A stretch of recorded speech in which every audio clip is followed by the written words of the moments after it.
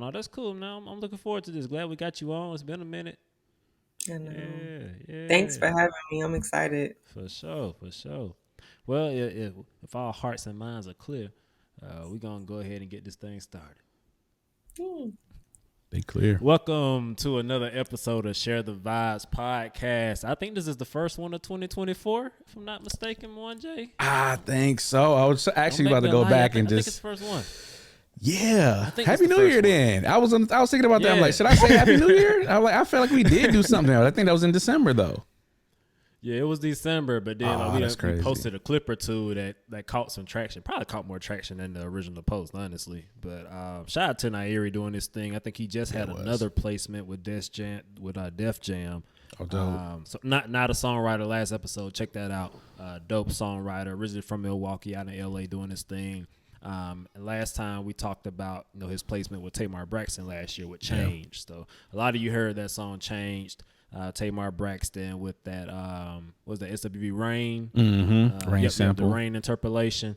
So he just had another major label placement with I'm probably mispronouncing your name, but I think it's Joel Laban, something like that. But a dope R&B EP. It dropped like a week or two ago, and Nye wrote on the song with him and Mars. I think it's called Wait for Me.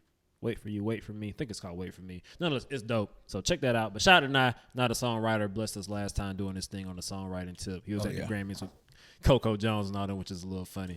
Last episode. see, that's the messiness right there. That's the little messiness. You know what I'm saying? That's just funny. That's funny. But shout out to them doing this thing, man. But we're back with another episode with another special guest. Every guest is special. But before we get into that, 1J, as always, how are you doing? Good, man. Once again, Happy New Year. Happy New Year to everybody that's listening. First episode of, like you said, 2024. Happy Black History Month. Make sure you just, more than just Malcolm X, Rosa Parks, Martin Luther King, Dr. Martin Luther King Jr., excuse me. Let me put some respect on his name.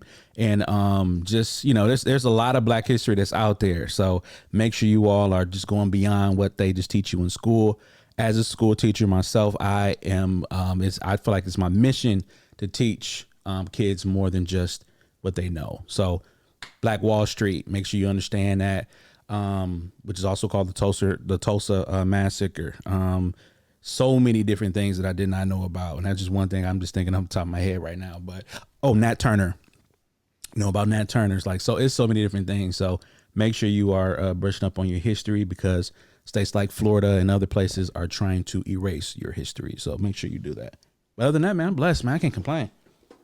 Good, man. Good to be back. So if it's your first time listening, I'm Jink the DJ, Devin Jenkins, founder CEO of Share the Vibes LLC, and your host of Share the Vibes podcast. 1J Thompson is my co-host as well as our producer.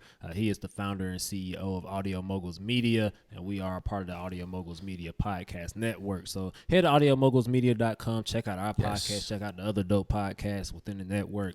Check out all that 1J is doing, man. Audio Moguls is teaching young people podcasting skills. He did a workshop at Share the Vibes Fest last summer. And he's just doing this thing all around. He plays around in the music studio a little bit too.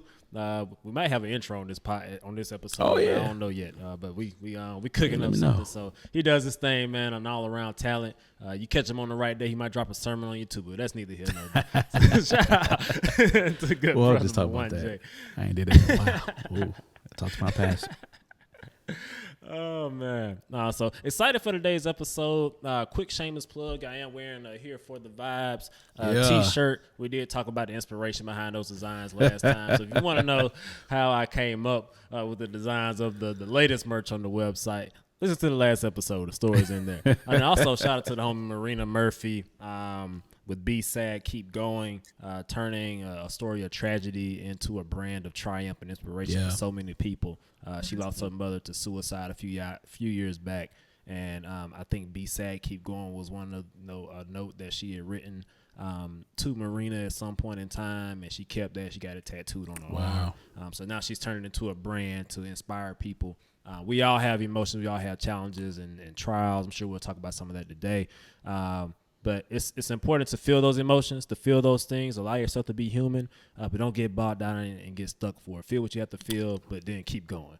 That's a So word. shout out to Marina. We're rocking the Be Sad Keep Going hat today if you're watching on YouTube. So Black brands, we're all about it over here. And that's all the shameless plugging I'm doing today. We're going to get into it. So special guest, this is someone I met. I think the first time we met, that would have been 2017, if I'm not mistaken. So about 7 years ago, we connected through a mutual friend. Shout out to Mara, Wick for Wishes. Check that out if you haven't already. But Mara and I, we go back to first grade, Fitzgerald, Georgia, and we've been tight ever since.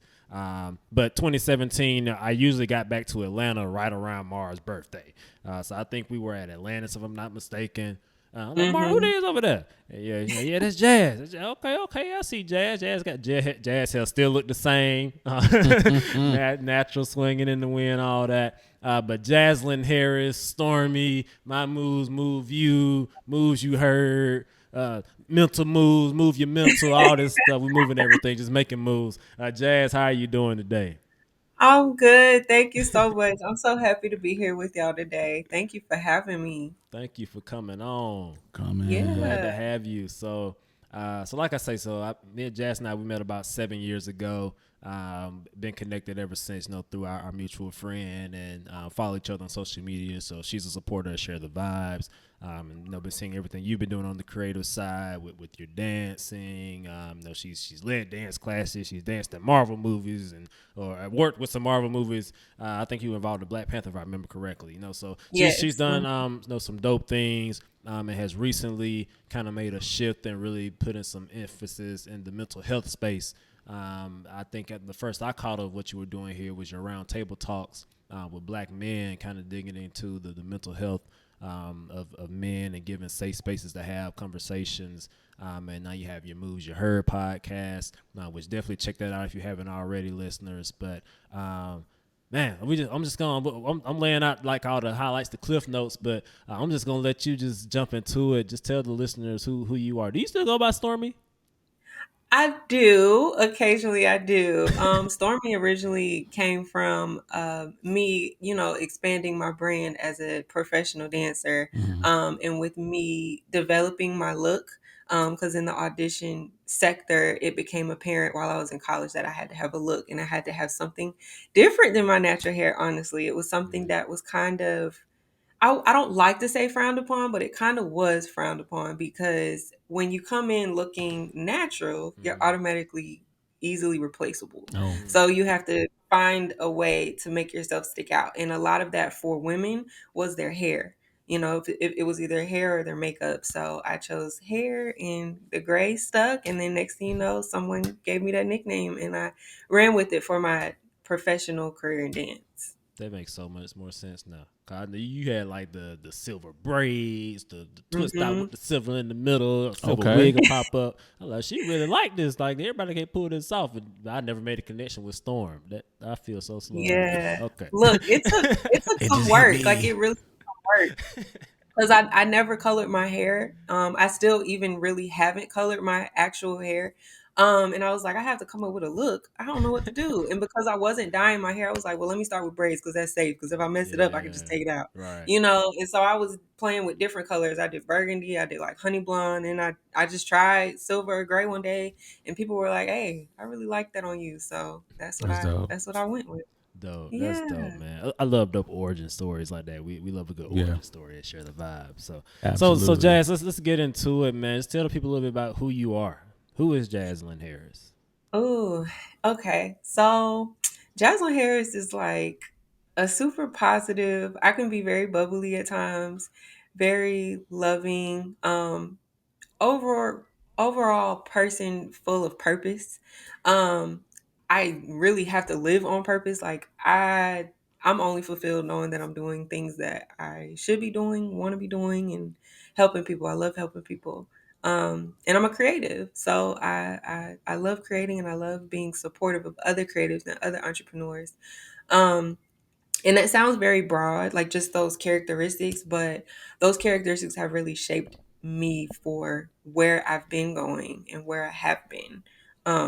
So that's why I say that because in my journey, things have definitely changed. Like the trajectory for me has changed. Yeah. And so I would have to give it to those things that really have helped me find my path. But first and foremost, of course, God, because God gave me all of those inclinations to, keep going into what I've been doing. Yeah. So I've been doing dance. Dance is my first love. I've danced since I was very young. I was a major at first, then I dabbled into dance, and then I took it seriously when I got into high school. Went to college for dance, got my degree in modern, and then had a little hardship because I graduated in 18. Then COVID came around the end of 1920. Mm-hmm. And so I struggled with a few gigs. Like I had some gigs, but a lot of artists can tell you, especially dancers, but artists in general can tell you that the industry is very tough as far as making it as a living and being respected as an artist and Mm-hmm. it being a career is very hard. So I had some, experiences where I took some gigs that were supposed to be professional, wasn't necessarily professional, or took gigs that, weren't living up to the value that I had, and I didn't know my value back then, and all that good stuff. Went through post grad depression, and then had an opportunity to find my purpose in wanting to be an entrepreneur. That first started with dance, but like I said, God has called me in different avenues that have kind of evolved. Um, so it's been a journey of just learning myself. So I will say Jaslyn is someone that is learning herself Yeah. every day. Dope. Yeah. No, learning is a continuous journey. They say, once you stop learning, that you pretty much stop living at that point. So, Right. Mm-hmm. salute to you for one, just being willing to go on that journey of learning. Because I know me, Wanja and I, we were talking before the podcast started. We listened to the latest, not the latest Moves You Heard episode. I think I watched that one on Saturday, but the episode before that, your last solo episode, and you were talking about I think it was like my perfectly imperfect person.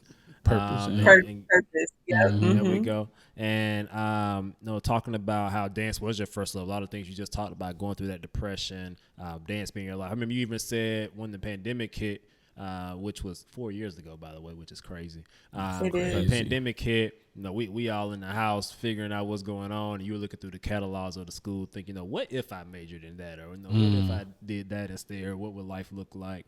And for that to be your first love, but taking that time to be with yourself and really learning who Jaslyn is and what I'm trying to do, figuring out your purpose is a little different.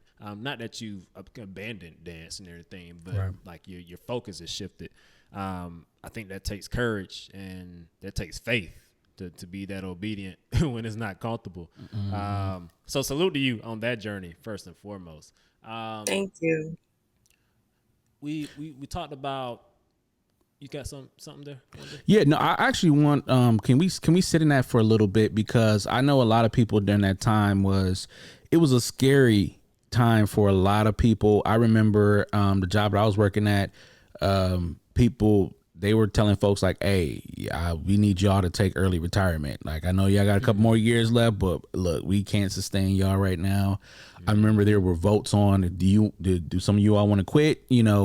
You won't get paid, but you will. But once all of this is over, you can come back.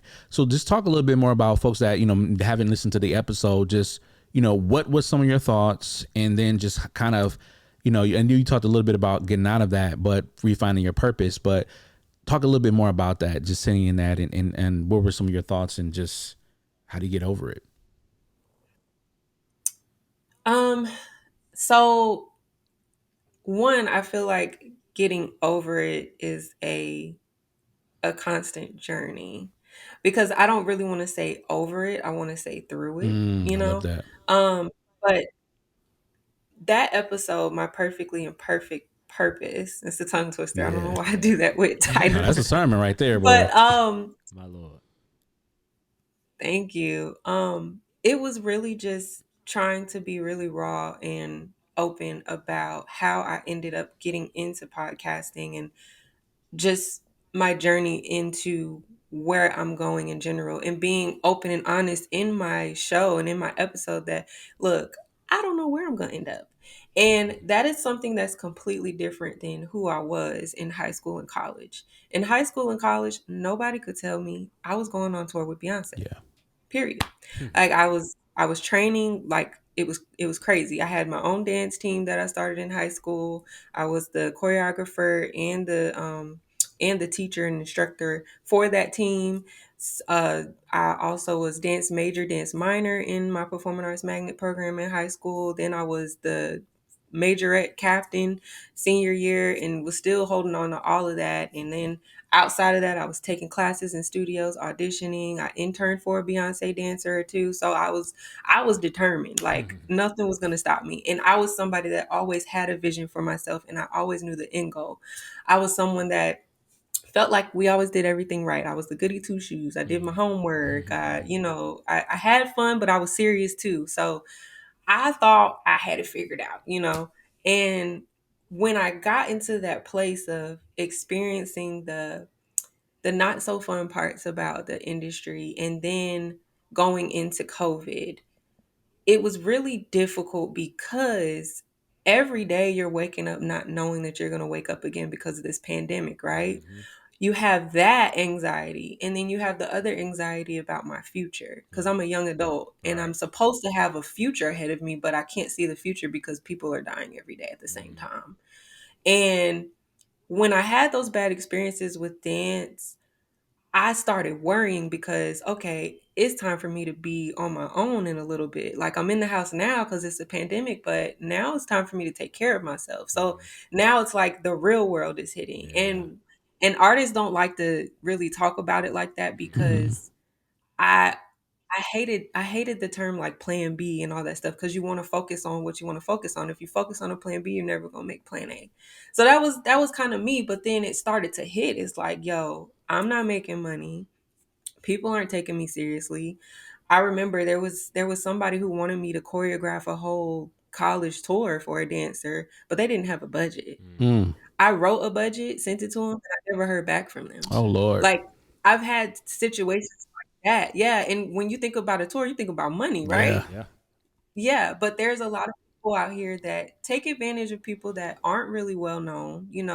They try to say that it's a great resume builder, but you probably never heard of that artist, so it wouldn't really be that attractive on resumes. Just like all of those types of things that were making me look at it like, whoa, how am I going to make a living if I'm dealing with this 24/7? So I started having really bad anxiety about those things. And I'm like, okay, I got to figure out how to get it together. So that's when it came to me scrolling on the catalogs and me scrolling through LinkedIn pages all day while stuck on the couch during the pandemic, seeing the death toll rise every day. So it was just Oh like yeah. two stressors at the same time, and it was really difficult for me and it was very frustrating because again in that episode I mentioned that even though I scrolled, I couldn't find one thing that I felt like I could Mm. have saw myself major in, and that was very frustrating for me because I'm trying to at least give myself the satisfaction of imagining a better life Yeah. Yeah. or not this struggle, but I couldn't. And I want to say before COVID, right, like right towards mid end of 2019, before COVID became a threat, I was applying for jobs as well, and I got this job that's like commission based. They typically hire people pretty easy, but I got the job and it paid a pretty good salary for it to be one of the first real jobs I got outside of college. Yeah. And I got that acceptance email and I was like, I don't want this job. Like I don't want this job. So I'm telling you, I did not take it, and that frustrated me more because I'm like, man, this is money, Jazz. What you doing? You know. And I after that, I thought I was gonna go to grad school. I was thinking about going to grad school for either business management or arts administration because I have a background in arts administration from one of my previous dance careers. And I studied for the GRE like right when I knew my post grad depression was settling in because for me, my depression settles in a lot when I feel like I'm not doing anything productive. Mm. So, right before COVID and during COVID, everybody wasn't doing anything. So, that was something that was really getting at me for real. And so, before COVID really happened and my post grad depression was settling in, I had to figure something out. And so as I got into studying for the GRE, I thought I was feeling better. I thought I was cured. I was like, yeah, this is what I need. This is what I need. Mm-hmm. I took the GRE. I did pretty well on GRE. I went back to school to look at the requirements, you know, to get into the program and everything. When I tell you I walked out of that exam room and I kid you not, God said, nope, it ain't time for you to go to school. Mm. And I said, okay, you know, like Right. all of these different avenues that I'm trying to do to make myself feel better or trying to think that that's the answer. I got a spiritual notion that it was not. And so it was very, very frustrating for me because I got to a point where I realized that for anyone that is, you know, spiritual, if you're not, I understand whatever kind of, you know, things that you follow, but God won't let me settle. And I've Mm-hmm. tried. Mm-hmm. And so it's almost like this notion where you have to accept like, okay, it's going to be difficult, but it's difficult because he has you going somewhere you're supposed to go. Yeah. And I've had to kind of realize that multiple times. So in that realm, you know, after I knew I wasn't going to grad school, and of course that wasn't the best thing that my parents heard, like they kind of assumed that I was going to go, you know, all that type of Yep. thing. And I had to kind of stand on that. I had to, you know, just be out and open about, hey, this isn't something I want to do right now. If it's called to me, then I'll come back to it later. Yeah. You know, not knowing my next step. And that was hard for me again because I always knew where I was going. And now I'm really in a place where I do not know at all where I'm going and what I'm about to do. Um, but I did always still have my love for dance, which eventually led me to starting my Moves Move You. And it was a way for me to be transparent about my depression, Mm. but also me deciding to still make my own rules as far as my artistry and my career. I used to do a lot of work for other professionals in the industry, sometimes more than I feel like I should have given them for what I got in return. Um, and it kind of made me realize like, hey, I can do this on my own, you Mm-hmm. know. And so that's what kind of started my brand. Um, but the more I realized where I was going with it, the whole meaning behind my name evolved. My Moves Move You, that has been my Instagram name since high school. And I just thought it was a catchy name because I was a dancer. I thought it was cool. All right. But then I just put that in as my business name because it's dance again. And now I'm evolving into somebody who really wants to live in purpose and lead by example and motivate others that are going through similar things as me to remind them, hey, you're not alone and you can still continue to move. So that's why it's kind of like my moves, like whatever I'm doing in my life, hopefully it Moves moves you. you Mm. as well. That's so dope. There's so Yeah. much in your story that I can relate to, and I'm pretty sure a lot of creatives can resonate as well. Number one, I know for me, when I graduated high school, I told everybody I was going to be an engineer, and I felt like Superman because everybody in my family was like, "Oh, you finna take us to the next level." And when I got to MSOE, Market School of Engineering, I sucked so bad. That was my first time I ever got on academic probation. That when I tell you I was the first one in class, last one out, still not getting it. I'm taking C++. I'm taking all the math. I'm taking remedial math classes. I'm back at learning algebra and everything. And when I got on academic probation, and somehow, some way, I actually really wasn't supposed to be on academic probation, but I don't even know what happened. But I ended up changing my major over to business and then transferring out from there to UW Milwaukee. But when I told everybody I was changing my major to business, everybody was like, "Are you up there doing that music stuff again?" And I was. I mean, I was. We had, we had a little closet, whatever, and I was. But that wasn't the reason why I was failing. I was failing because I was living out y'all dream for me, and I wasn't living my own dream Right. out. And so now, transitioning over into podcasting, it's like everybody's asking like, oh, you doing a podcast? Okay, I'll call you back. All right. And it's like now everybody respects your dream because like you said before, when it stood out to me as well, you stood on business. You were supposed to go to graduate school, but your family's like, all right, so you not going? And you like, nah, but this is for me.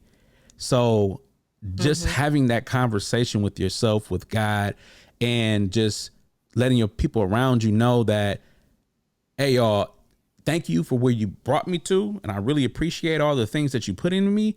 But you got to trust and believe that whatever you put in me, I'm going to be able to fulfill it because I'm trying to align my will with God's will. And I'm trying to make sure that whatever plan and purpose he has for me, I'm trying to live it. Whatever plan and purpose y'all have for me, I love it. I thank you. I appreciate it. But at the end of the day, I got to live for me. So that's that's just super important that you said that because it's so many people out here that thought their life was going to go one way and end up going a totally different way. And with Devin, I'm pretty sure you probably never thought you was going to find your way up here to Milwaukee. Yeah, man. Yeah, I had no intention of being in Milwaukee, Wisconsin for 7 years. That was never in the plan. I just it's kind of Jazz talked about it. Just not quite knowing what that next move is. Yeah. Faith is the evidence of. Hold on, let me get that right now. Evidence is the evidence of things hoped for. No, the substance of things hoped for. The evidence of things not seen. There we go. There we go. We walk by faith, not by sight. All that good stuff. And one of my favorite motivational speeches, if you will, is Steve Harvey. I think he was on it was like an after set of Family Feud, but he's talking about jump. You have to jump. And, you come to a point in your life where you get to the edge of this cliff, and everything you want. It's kind of like after that jump. But it's a bumpy ride down, and your parachute won't come open right away, and you're going to hit some rocks along the way, and it's going to get hard. You're not going to know what's going to happen. But eventually your parachute will open. Yeah. You'll experience that full potential that's been in you all this time. But you can stay safe. You can stay comfortable on the edge of that cliff and be content. But you got to take that jump if you really want to see what's out there for you. So, I didn't even know Miles College was a thing, like a year and a half before my senior year. That summer I went to a conference and I met the president of Miles because it was through a CME church that I grew up in, and went to Miles. And while I was there, I ended up pledging Alpha, which wasn't in the plan either. And then one day randomly, old head, he crossed the 88. Travis Poser, shout out to War Dog. But he hit me up just one day randomly. I had no clue who he was. He's like, hey, you Devin Jenkins, you that Bill Gates scholar, you went with that 4.0? I was like, yeah, that's me. He's like, yeah, you go apply for this C2C program. Don't make me come down there. We'll just leave it like that. So I bet I did it. And long story short, got an internship, and I was like, all right, I don't know where I'm going to be. It turned out it was in Wauwatosa, Wisconsin, which I had never heard of before. I was like, bet, I guess I'm going to Milwaukee this summer, and it just one thing led to another. But being in Milwaukee is when Share the Vibes was birthed. So I've always had a love for music. Even from a little kid, I was in the choir, and then I started playing drums in middle school and band, and played drums at the church. My mama had the Body and Soul CDs in the car. I used to get the Body and Soul commercials on the TV. Oh yeah, Body and Soul. It might be a little before your time, Jazz. I don't Marvin know, Gaye. You remember the Body and Soul commercials? Oh yeah, I don't remember that. I don't know if I remember commercials. I would have to see it, and I could tell you, but I don't want to lie to you. I ain't gonna lie. You probably saw some. It just be like I might have. Be like, for the low payment of low payment of $12.99. You get just talk about all the CDs though. Oh yeah. I remember them. Yeah, so like Marvin Gaye, the Body and Soul CDs, and Marvin Gaye on there, and the Isaac Brothers, and all this stuff. So I always had this love for music, but it was being in Milwaukee, a place I never imagined being. And like somehow I just kind of became the music guy. It was like people hit me up and they want to know what new music came out, and I was sending like 15, 20 different text messages, and I was like, I gotta find a better way to do this. I made a Facebook group one day. It's like group made. I ain't gotta send all these messages out anymore. Right. And one day I was like, I think I got something here. And like in the middle of the pandemic, same for me. Our first Share the Vibes events was virtual kickbacks and Zoom during the pandemic, just bringing people together, sharing music with each other. But the business was birthed in the pandemic. So, for one, I still can't really tell you like where Share the Vibes is going to be 5 years from now. Like that first festival we did 2 years ago, it was the people asking me, "Oh, what's the festival gonna be like?" I don't know yet, but we're doing it in June. Yeah. We're doing it. One just part of those conversations, like, well, Oh how yeah. this go? Like, I don't know, but we're doing it in Yeah. Yep. June. And we just kind of been going with it. But it goes back to what you said. You know, you were forced almost to a point to have to sit down and just face yourself. Mm. Forget everything else that was going on. Forget touring with Beyonce. Forget these people trying to book me to choreograph these tours. I gotta sit down and spend some time just with myself and getting to know who I am and what I'm called to do. And the pandemic was that time for a lot of us. It forced us to completely change the way we look at life in general. Everything we knew prior to 2020, it was a whole different world now. And that time, that moment of just sitting down and reflecting, it kind of exposes us to some truths about ourselves, exposes us to maybe some capabilities, some gifts, some talents we didn't quite realize we had. It gave us time to be still enough to hear from God, like you said, and just realize ideas that are in our head and start to put those into motion. And now we're starting to see the fruits of some of that labor and some of that self-reflection. So I love the story you shared so much, and it's so it's so pertinent. And you even talked about there's a difference between passion and purpose, Mm-hmm. which is tough to, that can be a tough pill to swallow sometimes. Yeah. And hopefully our passions and our purposes align. Yeah. But you talk about the difference between passion and purpose. So maybe kind of going there. Maybe what does that mean for you in this journey you've been on? Understanding your passions, understanding your purposes. What's been the disconnect there, but where have you also seen the overlap, and how's that kind of helped you move forward now? Absolutely. So that time for me was one of the darkest moments I've had. And my real, I want to say that is a sit with me moment, but I've had a couple. And what I will say is the most important one for me that I've had was just last year, where I took my 6 month hiatus. Mm-hmm. And that's what really, like, I understood the difference between passion and purpose before last year, but I think that's what really made me understand it. And that was really my moment when I intentionally sat with God Mm-hmm. for what he was calling me to do. And that moment, when I tell you, that is one of the hardest things to do. One, because we're in a society of just working very, very hard all the time. And I didn't realize how burnt out I was when Mm-hmm. I took my hiatus. I thought it was going to be 1 month and it ended up being 6 months. Mm-hmm. Um, so that moment, and I've had to have, in that moment, I think I had at least 3 therapy sessions where she was trying to teach me how to let myself rest, let me accept rest as productive, all those types of things. But I actually had a season where I was mourning who I was. I was. I was mourning who I was, and I was processing that so that I can accept who I'm being called to be. Mm-hmm. And it took a lot. It took a lot internally, it took a lot emotionally, it took a lot mentally, um, just for me to process it and, take that on as my life. So with that being said, passion and purpose for me, and I learned this actually from another podcast. Her name is Patrice Washington. She's one of the first podcasts that I've actually listened to when I got into podcasting, where her mantra is chase purpose, not money. Mm-hmm. So when she talked about passion and purpose, it clicked for me where passion is something that you're doing for you. Passion is something that you love to do. Passion is something that lights your fire. Passion is something that you can be selfish with. It doesn't necessarily have to be your career. Mm-hmm. It doesn't necessarily have to be something that you're doing for others. It's something that really just lights your soul. Purpose, however, purpose is what you're meant to do on here to serve others, what you're meant to do to be obedient to God if you follow God. Um, Purpose is what you have to contribute to society.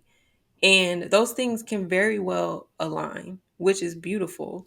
But there's also a time where you have to recognize a difference And I think it's important to recognize the difference for yourself, for your own well-being, for your own sanity. Because what I'm still working on is, like I said, and I used to say a lot, like, I'm only sane when I'm productive, which isn't, when you really listen to that, that's not really healthy. You know, Yeah. me hearing that now, who I am now, and my awareness, saying that sounds kind of crazy Yeah. because you just think that you're all right when you're super busy. Yeah. Like, I've always been known as the super busy person. But when you understand that, it really makes you look at yourself, and it gives you a reason to separate some things so that you can recognize where you need to love on yourself. Mm-hmm. And that's the hardest part for me, when I realized that dance is more so my passion than my purpose. And growing up, I remember my father always telling me, when you have a job that you love to do, you'll never work a day in your life. Mm-hmm. So that's something that I always lived up to. And I still believe it for sure. But back then I only related that with my love of Yeah. dance. But with that being said, after graduating from college and trying to, be a professional in this industry, that's when my relationship with dance became more of a love-hate relationship, Mm-hmm. because my passion turned into an obligation. Mm-hmm. And it came from a lot of places where it wasn't genuine. And when you're creative, you need a genuine place. You need to feel inspired, all that type of thing. Like during COVID, I was assisting someone, and she had a web workshop where we were learning dances and choreographing for video projects online, and we had rehearsals like every week. And I'm talking about just on Zoom. And I'm in a tiny little room, and we supposed to do all this movement. This was like burlesque, so it was in heels, but you can't do heels on carpet. You know what I'm saying? Like, it made me come out of myself so much, where I was upset that I wasn't enjoying it. Like, there were times where I was dreading rehearsals and things like that, because it's just like, what is this? You know what Yeah. I'm saying? And then when you deal with those bad experiences, it takes the passion out of it. So I became someone that said I had a love-hate relationship with dance. And I didn't like saying that, because again, dance was all I knew. Right. So the older I got and I realized that, the more I became a little patient with myself, and knowing that, hey, I still love dance, but I need to really love dance for me. And, this is coming from someone who used to teach a lot, like in college and right outside of college. I used to teach heels dance. And now I kind of think twice before I say that I'm going to teach something. I kind of rather not teach and just go to a class every once in a while. I don't train as much as I used to anymore. And that's also been something that I've had to be patient with myself about. Um, and that's I can go on a whole nother tangent about that. But just learning that that's the selfish part of me, to make me happy and to fill my cup up when I need to. And then my purpose, I found my purpose in more community based initiatives, and, helping other people work in their purpose, and, mental health advocacy and things like that. That fulfills me, but it fulfills me in a different way. It fulfills me knowing that I've served um, and impacted other people. Yeah, I'm so glad you said that, because I was going to transition into that, talking about purpose and serving other people. You have, last year was your second annual Mental Moves workshop in Atlanta. And what I love about it is that it was focusing on Black men. And shout out to that. And I do have to say, we have something similar to that here in Milwaukee called the Immense Wellness with Social X. Yeah. I've been blessed to have the Okay. opportunity to moderate twice. Twice, yeah. So last year I moderated, and then the second year I moderated. Our last panel that we did was Foundations of Healing, where we just talked about healing for men of color. And but I really want to focus on what you did with your workshop, with your mission that you have here about mental health, and once again, especially with Black men. So talk a little bit more about it, and then I also want to hear about your fulfillment as well too after you got done doing it. Yeah, awesome. So that definitely, when I tell you that definitely came from God, okay? Because again, like the business started from dance. Like I was doing dance services. Like I was going to choreograph, I was going to, teach, things like that in my business. And out of nowhere, I got this calling that I was supposed to do that. And I knew it wasn't from me because y'all, I didn't have a therapist myself. Mm. I was going through, my own avenue of depression and things like that. So what kind of credibility do I have? So I was like, why do I feel like I need to do this? And how am I going to do this? But again, like Devin said, like you got to jump. Jump. So prayerfully, I had two friends that believed in me. Shout out again to Mara and my other friends, Habia, who believed in me and where I was going with this leap of faith. And ultimately, it led me to find my therapist. Shout out to Kenyatta Watkins. But I had the inclination to do one to bring the community together. I always know that I'm feeling fulfilled when I bring the community together in positive ways. And I know like in our communities, specifically Black communities, we don't talk about this a lot. My parents, they haven't had therapy. My aunts and uncles, they haven't had therapy. And I'm sure a lot of us in our society can attest to that. And I think in our generations now, we're becoming a little bit more aware of that. And I think COVID honestly has a lot to do with that Mm-hmm. because I think everyone, yes, has probably dealt with mental things beforehand, but in those cases, we know how to put on a face because we got to get out and we got to go to work. We got to do this. We got to take care of these people. So it's easy for us to keep moving and just let it fall to the wayside, deal with it later, or never deal with it. Yeah. But in COVID, we couldn't go nowhere. Mm-hmm. We had to sit and we had to sit with our feelings and we had to deal with that and we had to face the people in our house for I don't know how long, and we didn't know how to deal with it. So I think COVID, in a weird way, exposed that, which ended up being a blessing Mm-hmm. because I feel like with everything that's going on, it feels like things are getting worse and worse and worse. I feel like the only real solution or catalyst to a solution is to bring us together. So I had to bring us together. And once I did that, I knew that I was doing something that I was supposed to do. And so after the first one, and it's crazy when I tell you, like, as much as I used to be a planner growing up and a visionary growing up, I kid you not, I literally like wait for the nudges and the calls of what I'm supposed to do. So not too long after that first workshop is when he told me I had to focus on Black men. Mm. And I knew just how major that was because one, I love Black men. I love Black men. I always will, always have. And I'm so emotional when I think about Black men. And I can think back to a time where we were dealing with a lot of shootings. There's been instances where I've heard about men getting shot or young men getting shot and killed, whether it be by someone random or police officers and things like that. They might be in a whole other state, but someone that I probably worked with knew them and it was a tragedy to them.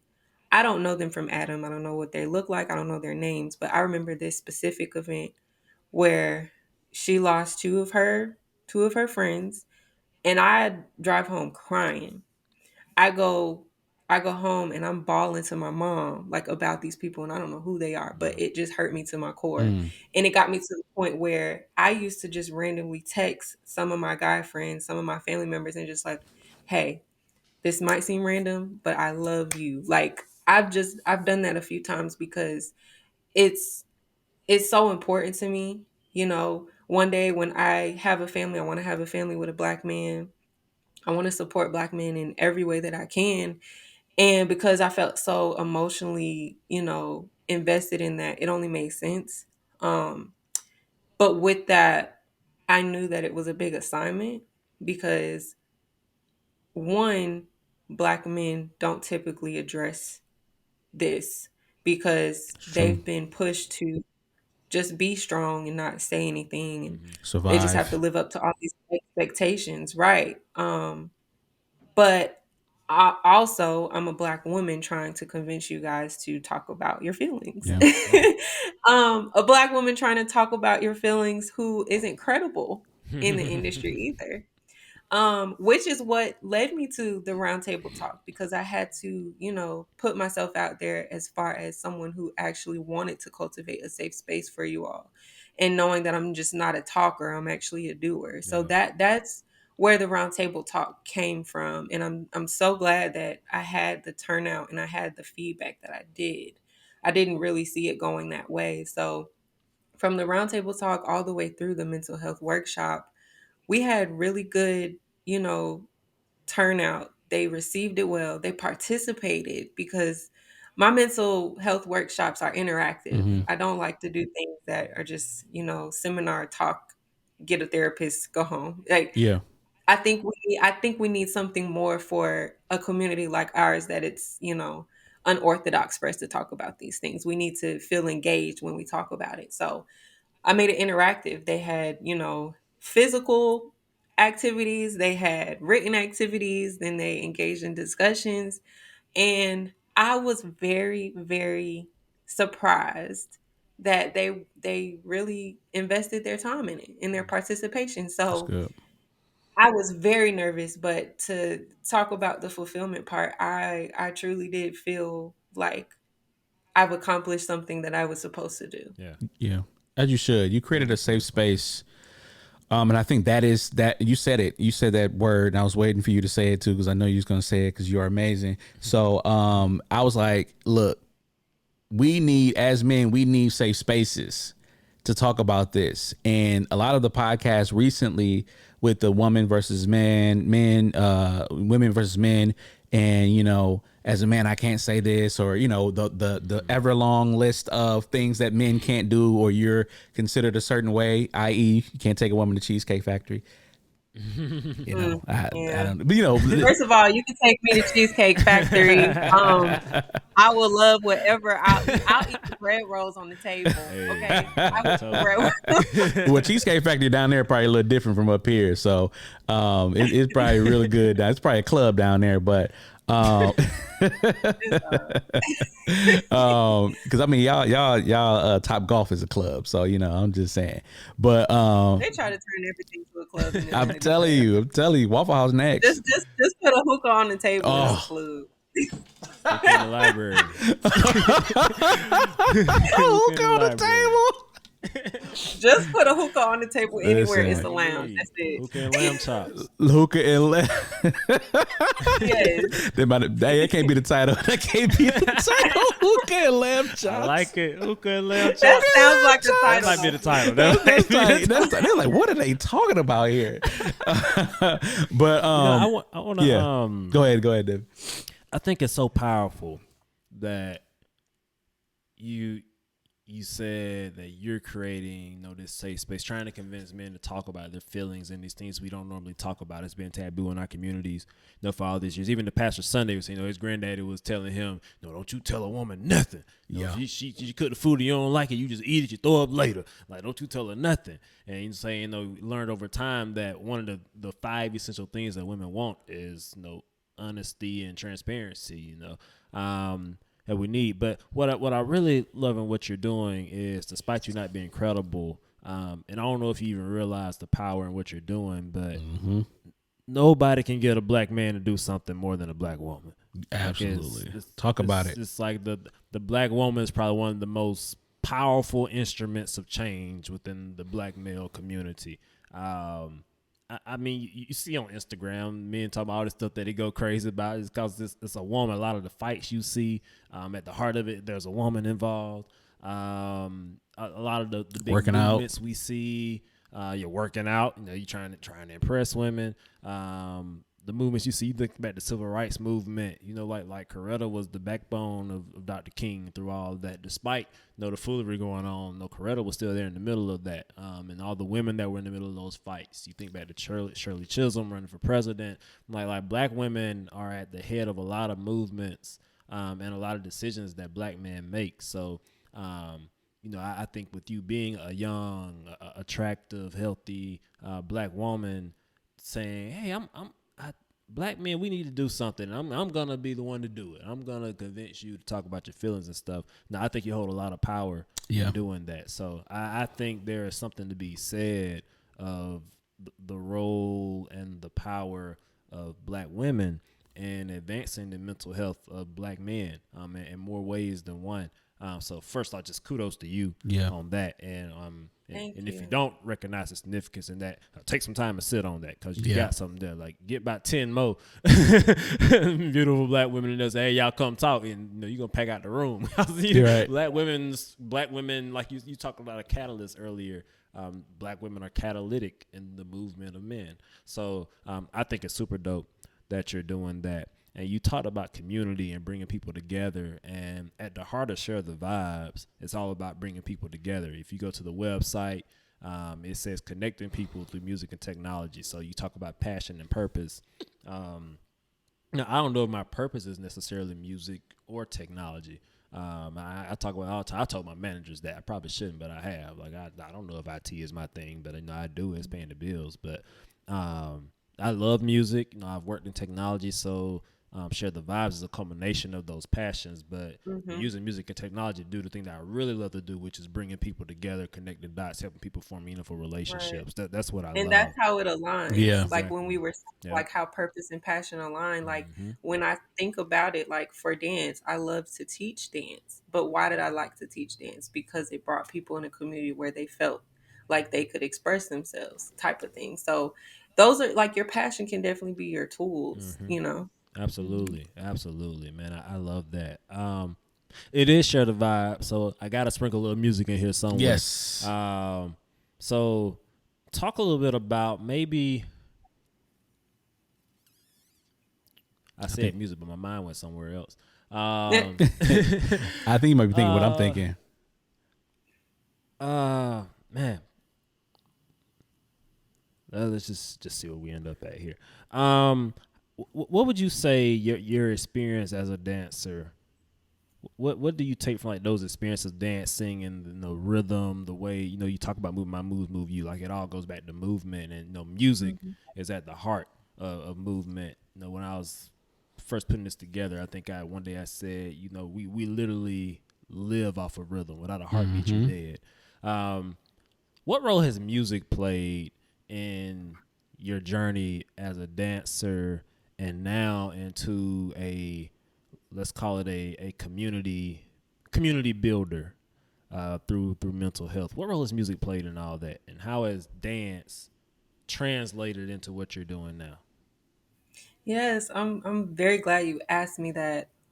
So I love music to my core. Like one of my or many of my greatest memories growing up is things that I've done with family with music. Mm-hmm. I remember going on road trips with my uncle listening to his mixtapes. I remember him taking a CD away from me after I listened to it back to back to back. It's like, how sometimes they realize something's like not appropriate Yep. for you later on. Too late. I Mm-hmm. already know all the songs. Um, I remember moments where my mom used to dance with me after bathing me. I remember hearing the song Moments in Love for the first time. That song, my mom walked down the aisle to, believe it or not. And I've been in love with that song ever since. Um, I need music to function. Like at work, I'm playing music all day. I can't do chores without music. I can't cook without music. Like I love music. And so with dance, for me, my artistry, I couldn't create without falling in love with the music first. There's a lot of choreographers and a lot of artists that can kind of take the technical route where they focus more on the choreographic method Yeah. than the music. There are some, rebellious methods where they'll choreograph without music, which is very enticing. It's different. It causes conversation and curiosity. But for me, and where my passion lied in dance is the music. Yeah. Um, so I've always been someone that leans more towards R&B, neo soul, very smooth types of music that makes me feel something in my soul. Yeah. because I wouldn't have a, really motivation to move if that weren't the case. Um, so I think that's why, in some aspects, dance would become a chore for me when I would need to choreograph something, like just because I was told, or it's a different style or whatever. And I mean, that's a part of any assignment. Sometimes it might be Yeah. difficult because it's something that you're not familiar with or comfortable with, which I definitely accept as well. But again, that's sometimes when it would feel like more of an obligation out of just a passion project. But as it translated into what I've been doing with mental moves is, so my partners that I mentioned before, Mara and Tabia, we split up the workshop with different activities, interactive activities, and I let them lead their own activity. And with me being the main host of the event and the person that kind of put together this event primarily, I focus more about just facilitating the event and making sure, everything goes smoothly. But I initiate the event where I welcome everyone into the workshop. I kind of set the tone. I let them know how safe of a space it is, how they can be as transparent as they want. I always tell them whatever you had on you the week prior to coming in here, you just dropped it at the door and leave it at the door. And don't pick it back up when you walk back through the door. Right. I was that type of person. I am that type of person.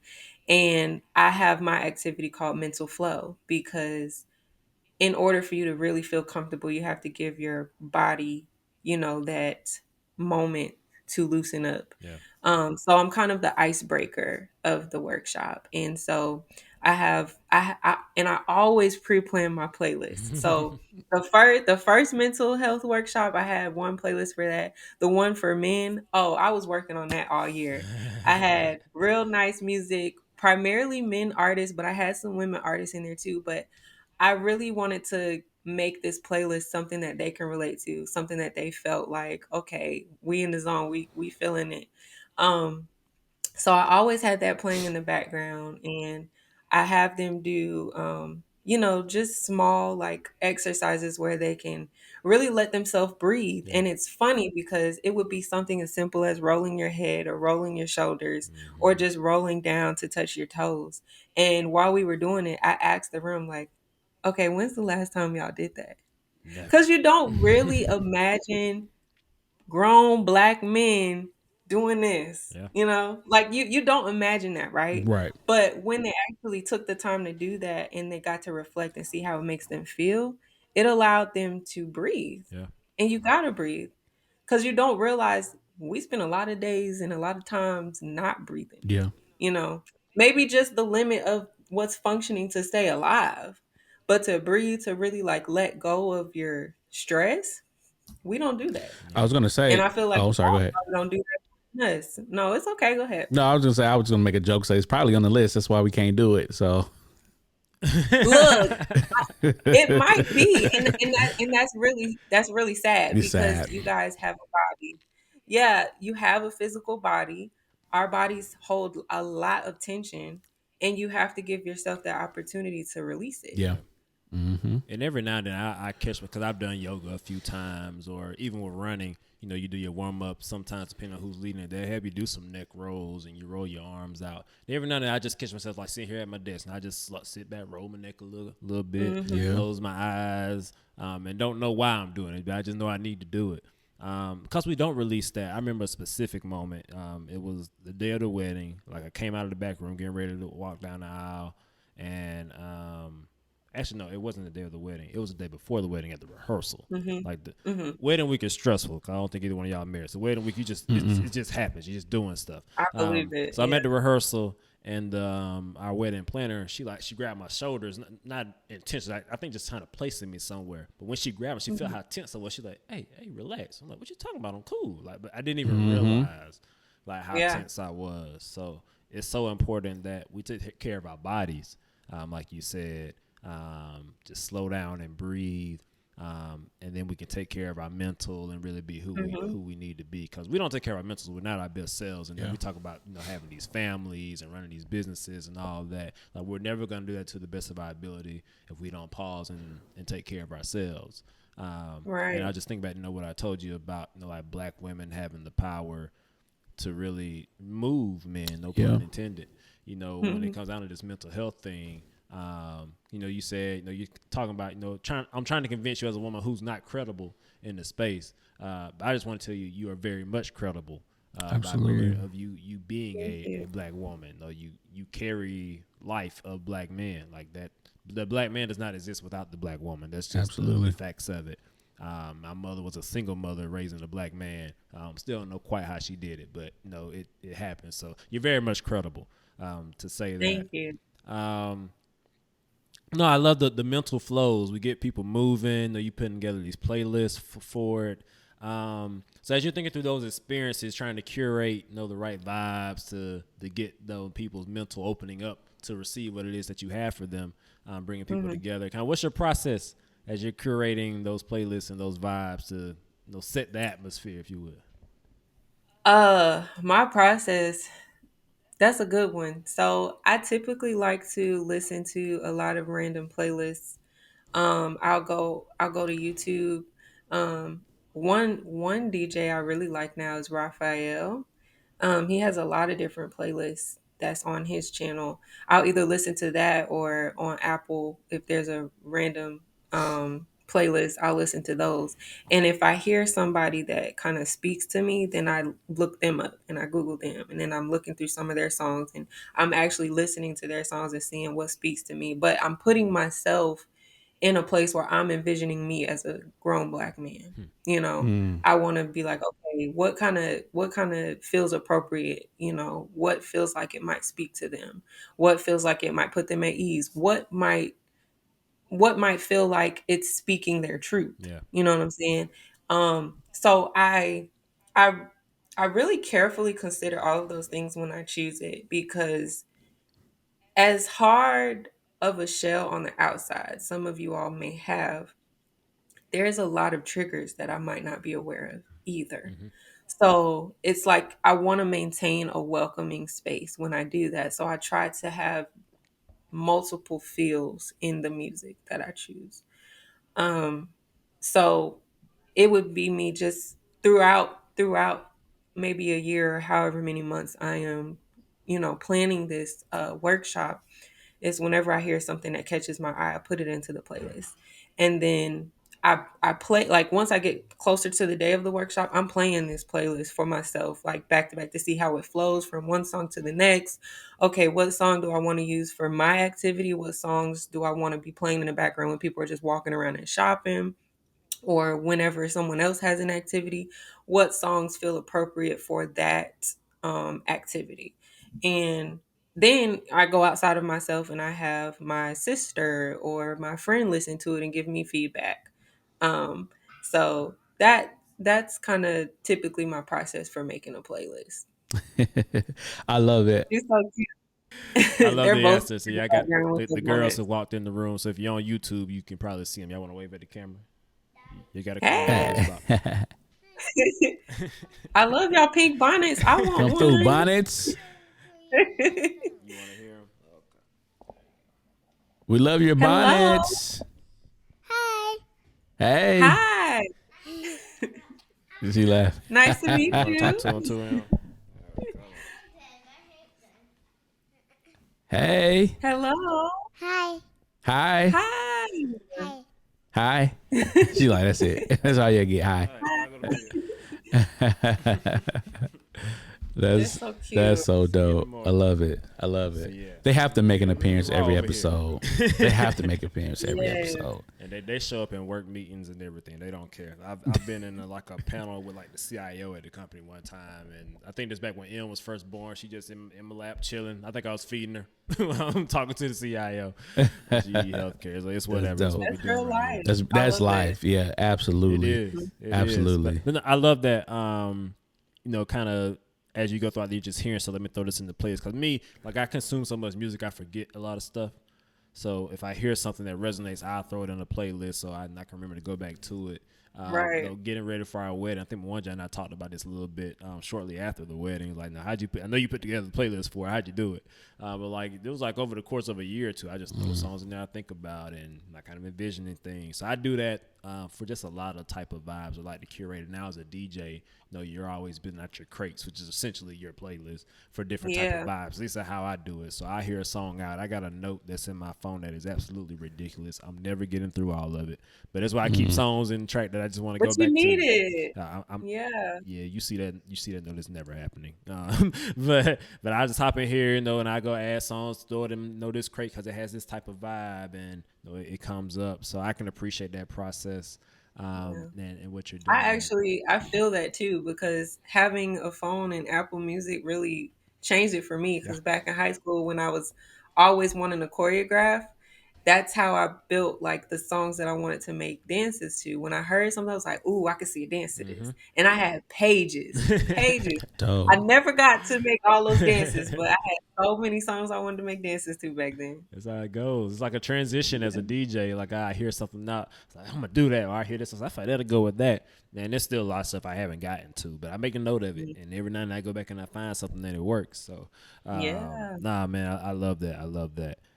One day, you have something else to add there? Yeah, you know what? I was thinking if we can, I don't know if you saw your message, Devin, but if we can, we could do a vibe talk because I want to know what are some of your go to songs when you are dancing. You talked about this book that you have of different dances that you wanted to do to different songs, but let me ask you this: do you like find yourself, listening to music, and next thing you know, you're just dancing, and you coming up with a dance routine like that? Is it that innate for you? It used to be. Okay. Oh my gosh, yeah.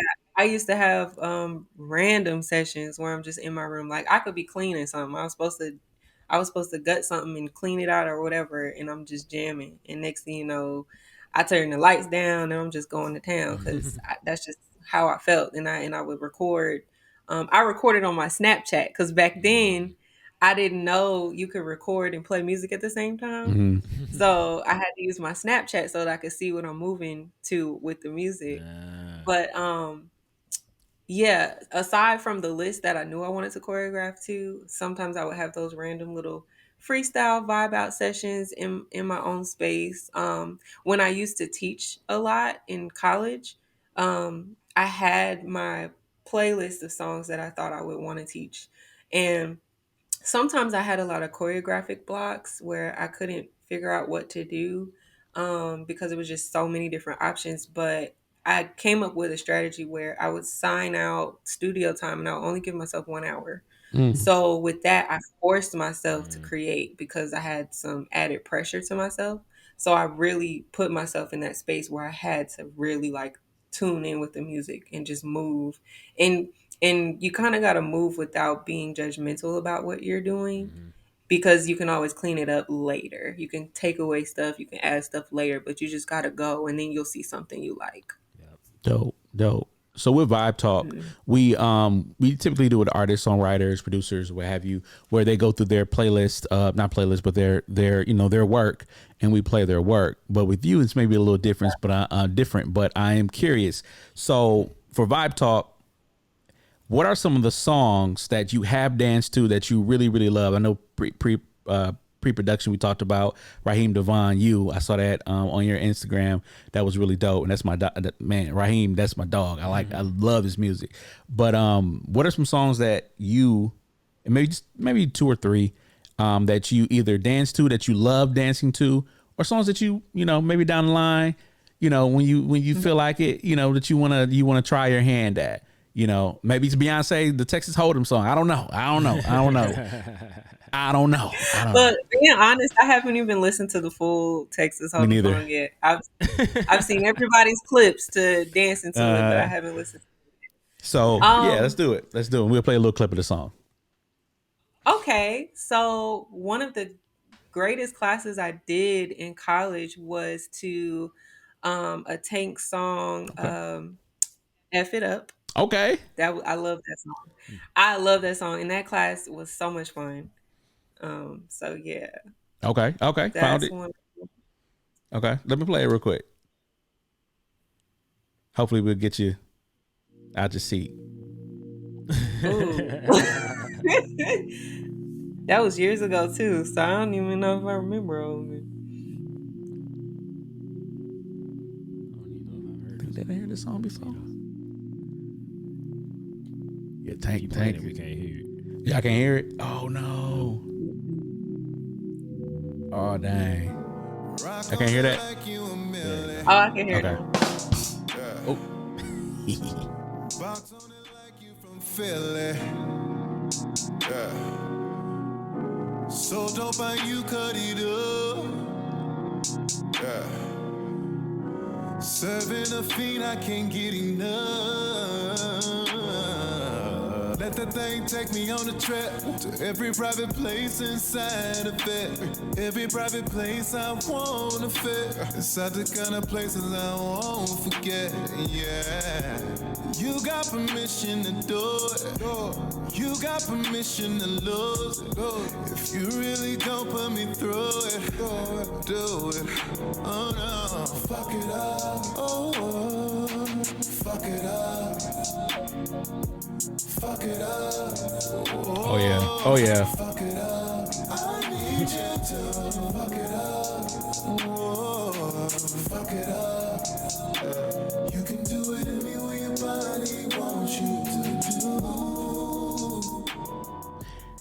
F it up, sis. I can hear it in the background already. F it up, sis. Yeah. I can hear that. That's dope. So actually, I got inspired to, and I forgot to mention this, but a lot of my music also came from other choreographers. Oh, So dope.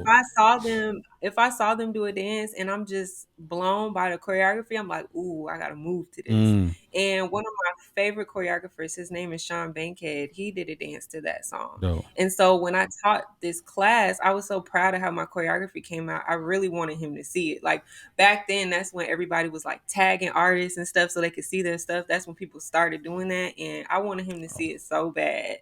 I don't think he saw it, but I love that song because of him. And I do have to credit a lot of different other teachers and choreographers for exposing me to music as well. I have two artists that I really like, and one I got exposed to from another choreographer. Her name is Alex Isley. Oh yeah. I know you guys. Oh yes. Yeah. Yes. Yeah.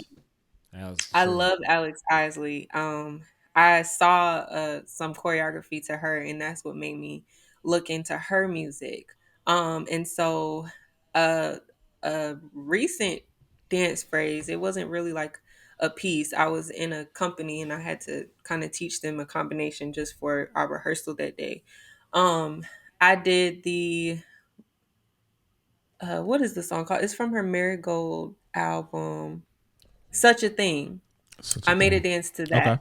I I love that song because it could have two kind of meanings as far as the love. Like it could be love from a partner or it could be love from your higher power. And I choreographed to that one as well. All right. Such a thing. Here we go. Is that a little bit better, y'all?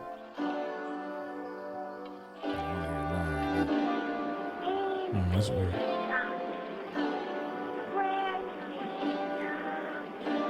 It's kind of like faint off in the distance. I wonder if it's coming through my headphones. Let me see. I can hear it clear on my end. Y'all can hear it now? Was not looking for you, busy finding who I am. Just 1 year ago, you couldn't have told me that this was a part of my plan.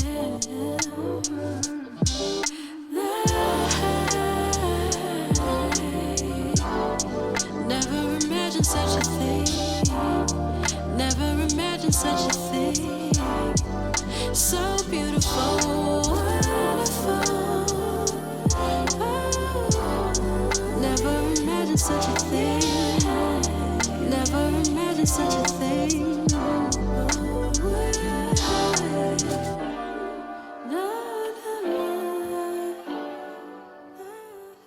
That was Marigold by Alex Isley. Mm-hmm. You know, it's interesting. One of the things I wanted to ask you, say you got some of your music from other choreographers. Do you look at their routines and be like producers might say, oh, I should have turned the drums up on this, or maybe a singer might say, oh, I would have hit this riff, whatever. When it comes to choreography, would you be like, oh, he should have did this move, or she should have did this move, or if I were to do this I would have went this way or turn, I don't know. Like, what does that go through your mind when you're looking at other choreography?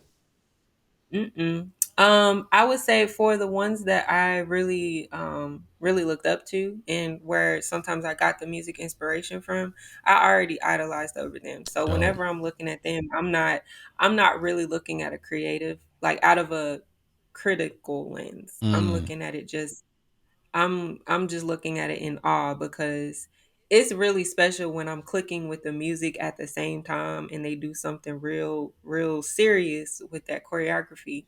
So I'm not looking at it in a critiquing way at all. There are times where I look at maybe fellow dancers that might be on a level as similar as mine, Mm-hmm. or maybe not as experienced as mine, where I look a little bit more critically. mm, But I don't necessarily go like, oh, she should have did this, she should have did that. I'm kind of just looking at it as far as the execution, um, with the music and things like that. But I typically don't do that just because, again, for me, I have to feel it to come up with a move. got So I you. can't Yep. really say where their inspiration for that movement came from. You know what I'm saying? Yeah. Yeah. Dope. And you don't have to play her, but just a shout out to an artist. I did a freestyle video to her a long time ago, but shout out to the UK. I love Emma V. Mm. She is an artist that her music just does something to me. Yeah. And the song that I did like a freestyle with my friend Tabia, we did a video for these group of people. I don't even remember. It was such a long time ago. And it ended up being a slow-mo video with no music, Mm, right? But when I got the footage back, I was in love with this song already, and I put it on top of this song, and I was just like, "Oh yeah, this is it." So I first knew her when I found her song with a group or a producer called I Am Nobody. Oh okay. yeah. Like they spell it in all caps if you're familiar Yeah. with them. I love their song Um, Heaven. okay, yeah. The one that she's on is An Idea. It's called An Idea, I believe. And that one is just like real smooth. Oh yeah, I do see that. Okay. Mm-hmm. Oh yeah, I listened to that album too, so I'm sure I heard this, but it's been a while. Yep. And ideas, I am nobody, and she's featuring along with Mm-hmm. Zakari and who's this? Josh Yeah. J. I don't know Her Josh J. music, like her solo stuff is dope too. But I think that's like the first song I heard with her on it that made me want to look into her more. Dope. Dope. I'm actually trying to pull her up right Yes, now. I am nobody with an I instead of a Y at the end, Mm, Mm-hmm.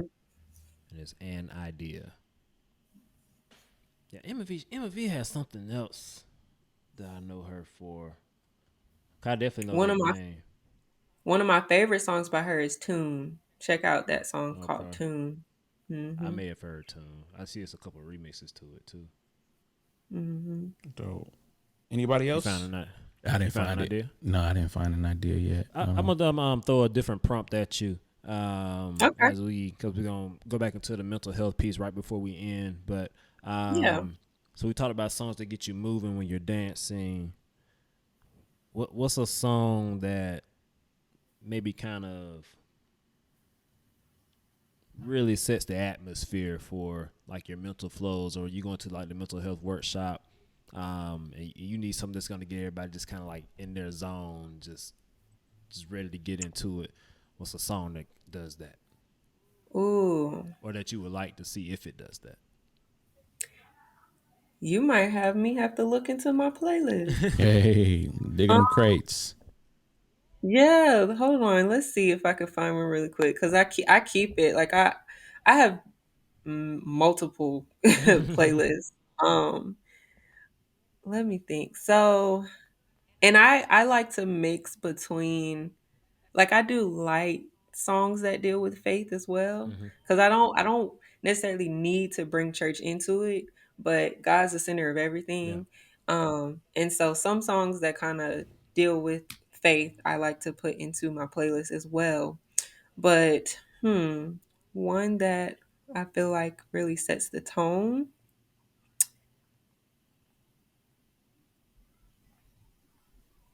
That's a good question. There's a few of them. Let me think.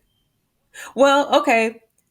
A little bit easier for me is I recently got more into Cleo Soul. Okay. Mm-hmm. Listening to her music, that can set the tone. And I'm already telling you right now because I know that she's going to be on the playlist for this year's workshop Mm. because I just Dope. started listening to a lot more of her music. And so, oh, one of her songs is actually on my most recent Mental Moves playlist. It's Know That You Are Oh yeah, Loved. that's a jam. And that song really does set the tone because it really puts you inside of yourself Yeah. and makes you look at yourself and realize all the things you don't like about yourself, you're still loved. Like you have support. Like you might not feel like you have support, but that song reminds you that you do. Oh yeah. Cleo Soul is dope. I love her song Yeah. Sunshine. That's my favorite Cleo Soul Me jam. I love too. Sunshine. Yeah. You got Your Loved One, Jay. Yep, pulling it up now. You guys hear it? Know that you are loved, Hmm. And like you can meditate to that and just like sit and breathe. even if you don't love yourself.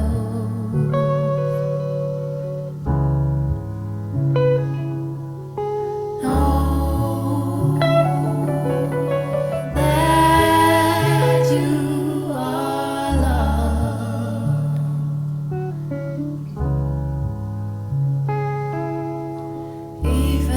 even if you don't love yourself.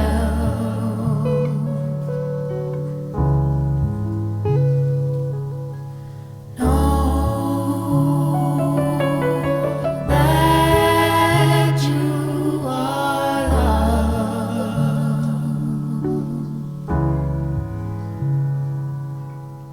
And even. sometimes songs don't have to be so complicated. That's only what, 2 lines, and she's keep repeating it over Hmm. and over again, and it sounds beautiful. I've actually used that song in like plenty of Instagram reels for just beautiful things, and it just make the song, it just make the reel even more, you know, beautiful. And so yeah, Cleo Soul is dope. She's dope. She's dope. Yeah, and that's off Yeah. that Mother album. Okay, that was her first album, wasn't Yeah. it? Maybe. Nah, Rose in the Dark was the first one. Mother is the Yep. one with Sunshine on there. Yep. Okay. There we Okay. go. There we go. Now, shout out to Cleo Soul, man. Cleo Soul is a dope upcoming artist who's doing her thing on the R&B scene and the neo soul Yes. type scene. So, now I love that vibe. Now I see. I see. I'm picking up what you're putting down. At the mental health, the mental moves workshop, man. So now before we get out of here, when's the next one? What can we expect from my moves you here in the near future? Yes. So this year we are actually focusing on Black women's mental health. Okay. Dope. It only felt right to do so, and it's very special to me now knowing some of my close people what they're going through. Even people that I don't know, just things that I see on a day to day, I feel like it's time, and it's different for me. Sometimes you would think that it's pretty easy to plan this because I am a Black woman myself, Hmm. but it also takes responsibility of sitting outside of myself to realize other people's experiences, other Black women's experiences, and know how I can tend to all of those as well.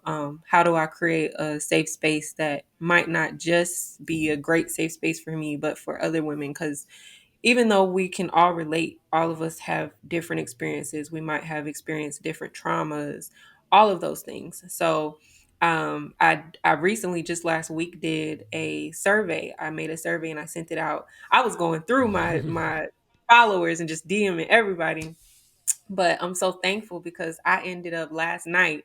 I read 49 survey responses. Nice. Okay, dope. Um, and I'm so thankful that a lot of the women actually participated because it gave me a bigger perspective on how I can serve them in the best way. Because I can be very creative and have a lot of ideas, but I also want to have that input from them because again, I am serving them. So I want to make sure that what I'm giving is something that they're open to receive.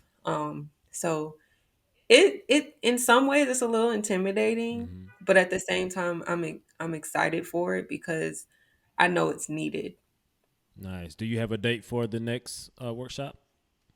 Yes, so it is Sunday, May 19th. Okay. Um and it's going to be kind of earlier. So I'm letting you guys know this now. I didn't really like release it, but I'm trying to do a small like brunch aspect to it. Okay. Small brunch aspect to it. Because I feel like that's something that women would really cling to. We love us some brunch, Mm-hmm. especially here in Atlanta. Yep. So Got to throw the hookah and trying lamb to chops in there. look, we not bringing we not bringing that in there. We're not bringing it. But you know what might show up though? Chicken. Mimosas. Oh, Yep. okay. Okay. Oh, dang. Mostly That's chicken, it. waffles, Chicken. all that. All Chicken and that. waffles. That's like chicken and waffles. No, that's Hey, man. that's super dope.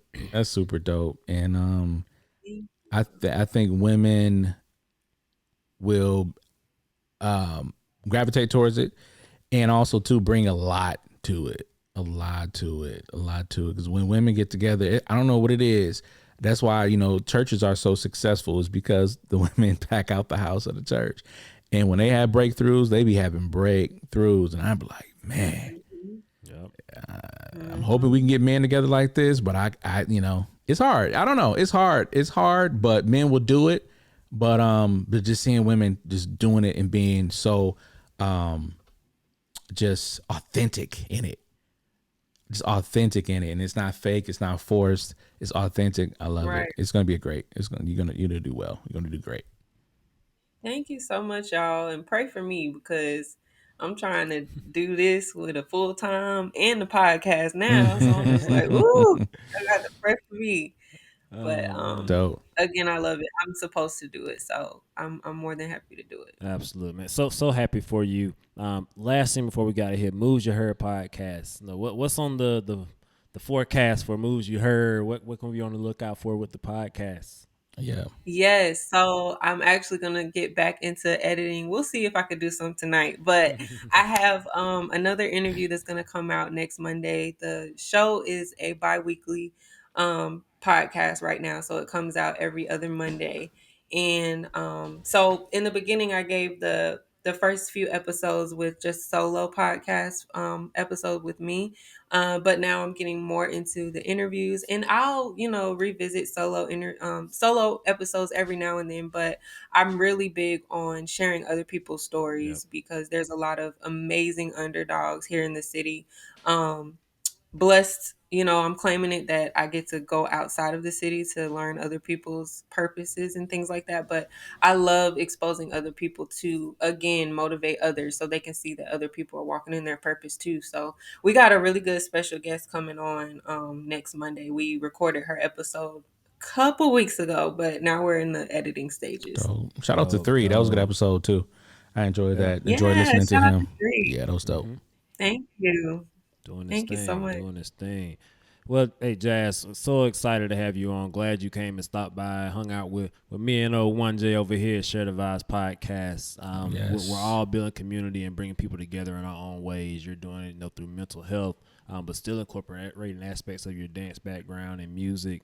We're using music and technology over here to do it, but at the end of the day, we're bringing people together and building a community. That's what it's all about. The only way we get further ahead is together. So thank you for coming by with us. How can people connect with you if they want to learn more about jazz, they want to learn more about my moves, move you, moves you heard, mental moves workshop, moves on moves on moves. I love the way you Big move. moves. Big moves. Yes, so you guys can follow me on Instagram at my moves move you the letter U LLC. And you can also follow my dance Instagram if you like. It's here comes underscore the storm on Instagram.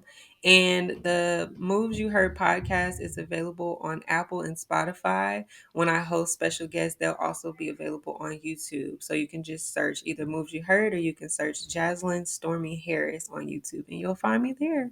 There it is. Hey, look in the bio, look in the description, click that link. It's down there somewhere. Click that. It's in there. It'll give you everything you need to know. But shout out again to Jazz coming through with us. Make sure you check out that Mental Moves workshop coming up in May. All the ladies in Atlanta, pull up on her.